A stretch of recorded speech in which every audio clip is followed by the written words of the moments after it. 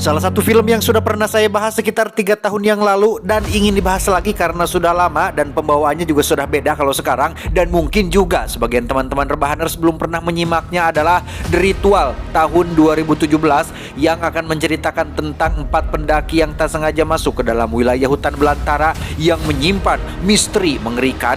Pastinya film yang berkaitan tentang hutan dan bertahan hidup selalu menggugah ketegangan dan seru untuk diikuti, sehingga langsung saja pasang handsfree, simetriskan besar bahan, kencangkan celana dalam, selamat menonton dan cekicrot.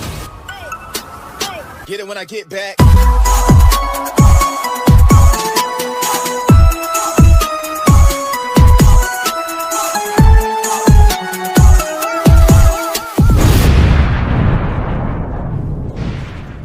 Cerita diawali dengan memperlihatkan 5 sekawan yang sedang berkumpul di sebuah bar membahas tentang rencana liburan yang sudah lama tidak mereka lakukan. Salah satu kawan bernama Robun menyarankan untuk melakukan pendakian di salah satu pegunungan di Swedia yang ide tersebut terdengar cukup bagus. Saat sedang pulang itulah salah satu kawan bernama Luke mengajak Rob untuk membeli sebotol arak lagi, di mana ini nampaknya akan menjadi ide paling buruk karena mereka berdua secara tak sengaja masuk dalam situasi dan tempat yang salah ketika sekelompok penjahat bermaksud merampok minimarket tersebut, yang ketika Rob memutuskan untuk melawan tanpa mundur satu langkah pun, Luke yang ketakutan justru lebih memilih untuk bersembunyi. Bahkan yang lebih parah lagi adalah ia hanya diam saja saat melihat Rob tewas dibacok oleh salah satu penjahat tersebut.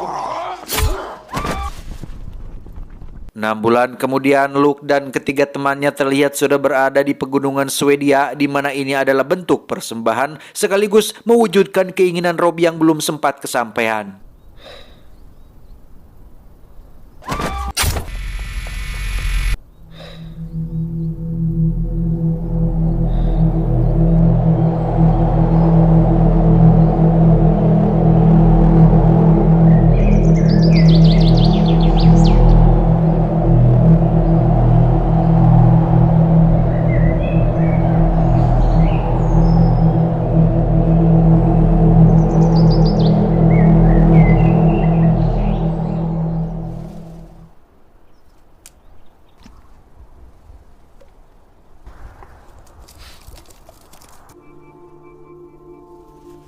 Keesokan paginya turun hujan lebat yang membuat mereka berempat harus secepatnya turun gunung, di mana Dom tak sengaja terpeleset yang membuat kakinya mengalami cedera, sehingga mereka sepakat untuk mengambil jalur alternatif melewati hutan belantara untuk mempercepat perjalanan.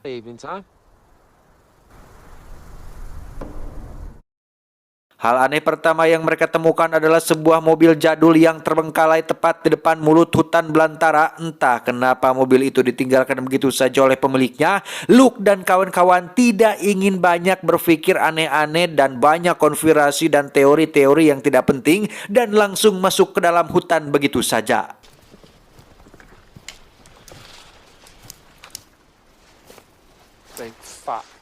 Yang menarik adalah pohon di hutan pegunungan Swedia ini tumbuh cukup berdekatan sehingga menciptakan sebuah atmosfer atau vibes berbeda ketika pandangan mereka terbatasi oleh pepohonan yang ketika sedang fokus berjalan, tiba-tiba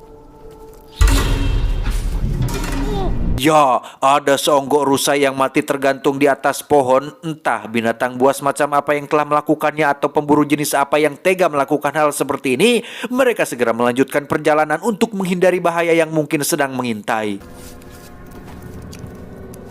Dan ya, alih-alih mempercepat perjalanan, mereka justru malah terjebak hujan di malam hari. Sempat akan mendirikan tenda, Luke dan kawan-kawan secara kebetulan menemukan sebuah gubuk atau pondok di tengah hutan yang tanpa pikir panjang langsung masuk begitu saja untuk berteduh sampai esok pagi.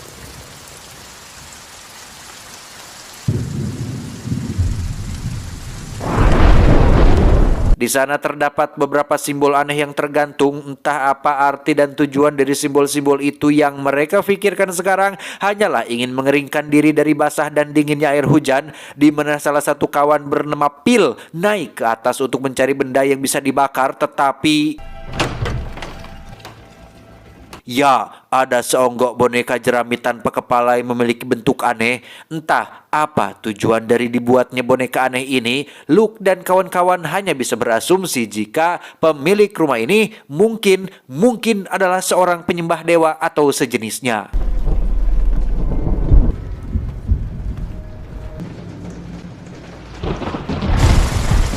Saat semua orang sedang tertidur lelap itulah Luke tiba-tiba terbangun oleh cahaya yang sangat terang. Penasaran dengan itu, ia pun memutuskan untuk keluar dan menemukan dirinya berada di minimarket yang sama dengan minimarket tempat Rob tewas dibacok. Entah ini hanya mimpi buruk atau ilusi, Luke tiba-tiba sudah berada di luar pondok dengan luka aneh yang muncul di dadanya. Faktanya, bukan hanya Luke saja yang mengalami mimpi buruk, tapi juga dengan ketiga temannya yang sama-sama mengalami mimpi buruk yang berbeda-beda. Bahkan salah satu kawan bernama Hutch sampai ngompol di celana, dan untuk Phil, ia ditemukan sudah bubulucun alias telanjang bulat dengan posisi seperti sedang menyembah boneka aneh tersebut.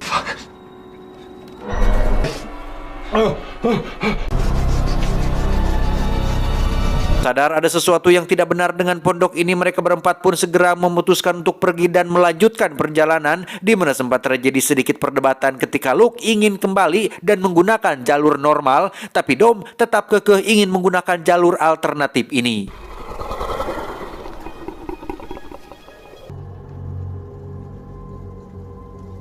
Satu jam melakukan perjalanan, Dom yang kakinya sedang cedera pun mengaku kelelahan dan ingin rehat sejenak. Sambil menunggu Dom pulih, Luke berinisiatif naik ke atas bukit sendirian. Barangkali sudah dekat dengan titik yang menjadi tujuan mereka semua. Dan setibanya di atas sana, tak ada yang bisa Luke dapatkan kecuali pepohonan yang sama dengan yang ia lihat di seluruh hutan belantara ini. Dan ya, Luke tak sengaja melihat sesosok makhluk tinggi besar, entah kerud atau binatang buas apa. Luke segera kembali ke yang lain dan menceritakan tentang apa yang baru saja ia lihat, sekaligus menunjukkan bekas luka yang ia dapatkan ketika bangun di pagi hari. And look at this. Luke yang meminta Dom untuk segera bangun dan melanjutkan perjalanan pun malah terlibat pertengkaran yang semakin lama semakin memanas, hingga Tom tak sengaja keceplosan dengan mengatakan bahwa Luke adalah seorang pengecut yang tega membiarkan teman sendiri mati dibacok. Faktanya, mereka bertiga sudah mengetahui tentang Luke yang terlalu penakut untuk membela sahabatnya sendiri. Selama 6 bulan ini sejak kematian Rob, mereka sengaja merahasiakan hal tersebut demi untuk menjaga perasaan Luke yang pastinya akan semakin merasa bersalah atas tragedi yang terjadi pada malam itu. We need to be where you going.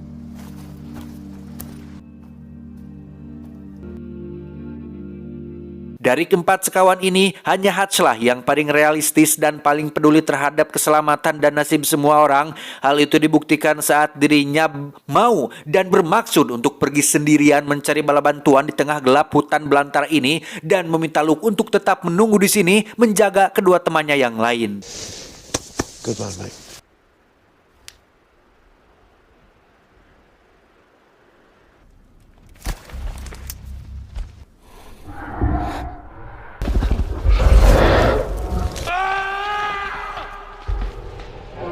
Dan ya, baru saja akan berangkat terdengar teriakan keras dari Hutch yang seolah sedang dalam bahaya, sehingga Luke pun dengan cepat membangunkan kedua temannya dan mencoba untuk mencari Hutch di dalam kegelapan.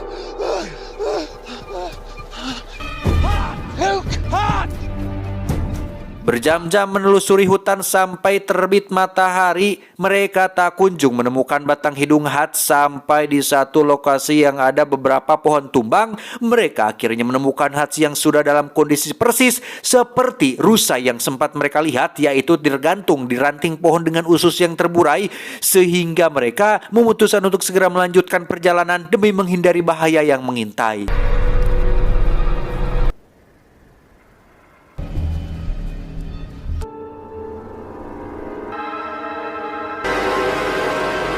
Sore menjelang malam, tibalah mereka di sebuah bukit. Dom yang kelelahan pun tak bisa berjalan lagi, begitu pula dengan Phil yang nampak bersikap aneh seperti seseorang yang kena mental. Luke yang satu-satunya orang yang masih waras mencoba berjalan sedikit lagi naik ke atas dan berhasil melihat ujung dari hutan belantara ini, pertanda sudah semakin dekat dengan titik tujuan mereka. Saat Luke kembali, hari sudah malam dengan pil yang terlihat sedang menyorotkan senter ke segala arah dan tiba-tiba... Ya, pil pun lenyap diseret makhluk misterius itu sehingga yang tersisa sekarang hanyalah Luke dan Dom saja. Tak ada cara lain kecuali lari secepat mungkin, tapi karena kondisi Dom tak memungkinkan untuk melakukannya, maka tak ada pilihan lain kecuali berusaha membopongnya sekuat tenaga. Saat sedang melarikan diri itulah, mereka berdua tak sengaja sampai di lokasi seperti penyambutan selamat datang yang ketika melihat sebuah rumah, Luke dan Dom pun segera masuk ke dalam sana dan... Persis seperti peribahasa lepas dari mulut harimau masuk ke dalam mulut cangkurileng, mereka justru harus menghadapi bahaya lain ketika warga desa di tempat ini berniat untuk menjadikan keduanya sebagai tumbal persembahan. Namun faktanya hanya Dom sajalah yang akan ditumbalkan karena berkat luka yang Luke miliki, ia pun mendapat kesempatan untuk bisa tetap hidup dan berhak menjalani ritual perekrutan sebagai bagian dari kelompok sesat ini.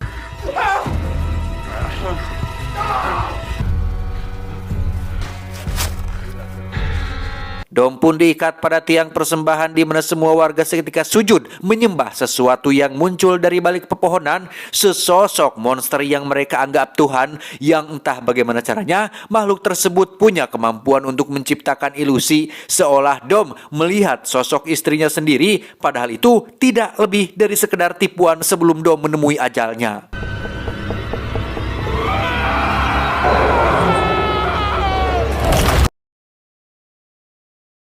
Tak lama setelah Dom mati, Luke yang menjadi satu-satunya orang yang masih bertahan pun didatangi oleh salah satu anggota sekte yang mengatakan jika Luke sangat beruntung sekali telah dipilih oleh Tuhan mereka untuk menjadi salah satu penyembahnya.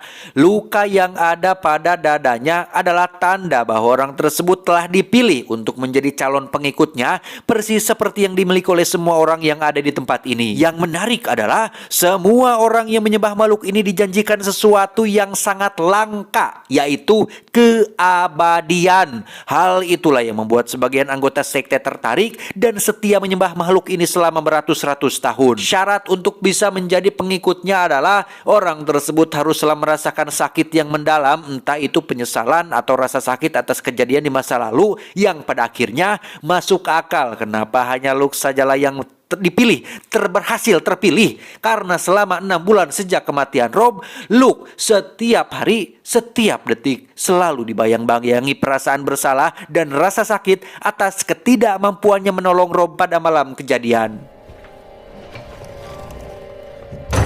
Setelah berpura-pura bersedia untuk mengikuti ritual perekrutan, ikatan tangan Luke pun dilepaskan. Yang tak lama setelah si wanita pergi, Luke diam-diam pergi ke gudang penyimpanan senjata, naik ke lantai di atasnya setelah mendengar ada suara yang ternyata benar apa yang sudah dikatakan oleh si wanita tentang keabadian. Semua orang yang Luke lihat saat ini adalah para leluhur yang sudah hidup ratusan tahun, bahkan mungkin ribuan tahun menyembah makhluk tersebut. Mereka benar-benar hidup abadi, meski hanya bisa duduk seperti mayat dan tidak asik sama sekali. Demi membalas kematian teman-temannya, Luke pun membakar para leluhur termasuk pondok ini. Yang tak lama setelah ia turun dan mengambil sepucuk senapan, muncullah si makhluk yang berada tepat di depan pintu hingga Luke memutuskan kabur melalui jalan belakang.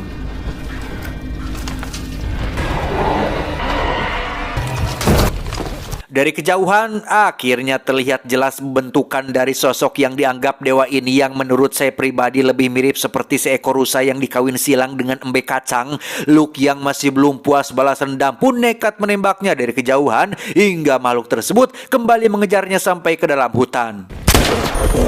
Disinilah momen menegangkan terjadi ketika Luke yang hanya seorang manusia biasa harus melawan makhluk yang punya kemampuan ilusi tipu daya, di mana Luke akhirnya tertangkap dan dipaksa untuk bersujud menyembah makhluk tersebut. Tak sudi harus menyembah uncal jadi-jadian, Luke pun berkali-kali berdiri seolah menantang si makhluk yang gila hormat dan jabatan ini, sampai akhirnya Luke tak sengaja menemukan seonggok kapak dan menghantam kepala si makhluk hingga dia marah besar.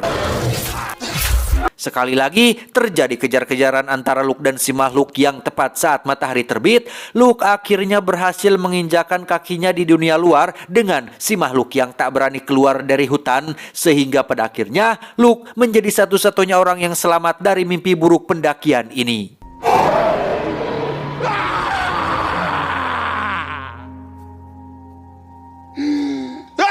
Tamat, ending yang cukup menegangkan. Saatnya kita bedah beberapa hal yang masih menjadi misteri. Salah satunya adalah tentang asal-usul makhluk tersebut. Siapa yang menduga jika makhluk ini ternyata adalah anak haramnya Loki? Ya, Loki yang ada di Avengers, adik tirinya Thor, sang dewa petir. Makhluk ini bernama Mother, anak dari hasil hubungan gelap dan perzinahan yang dilakukan oleh Loki dan selingkuhannya.